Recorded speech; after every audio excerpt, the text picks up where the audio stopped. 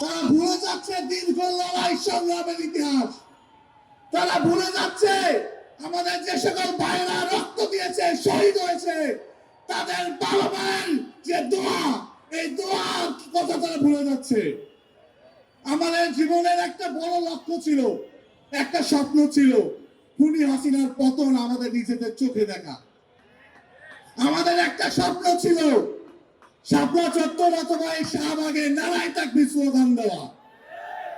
আমরা আল্লাহর অসীম মেহেরবানিতে আমাদের সেই স্বপ্ন বাস্তবায়ন করতে পেরেছি।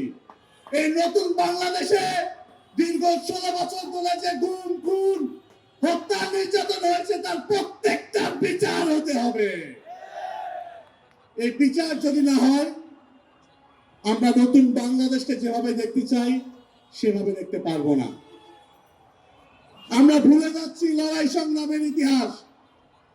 আমরা সেফ এক্সিট দিচ্ছি যারা এই লড়াই সংগ্রামের বিপরীতে পুলিশ লীগ, গুন্ডা লীগের লোক হয়ে যারা এই ফ্যাসিবাদকে তারা সাপোর্ট করেছিল, আমরা তাদেরকে সেফ এক্সিট দিচ্ছি।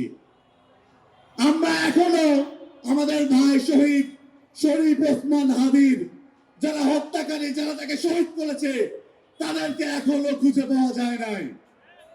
ইন্টারিমকে হুঁশিয়ারি উচ্চারণ করতে চাই, আমাদের ভাইদের রক্তের ম্যান্ডেটে আজকে আপনাদের এই ক্ষমতা।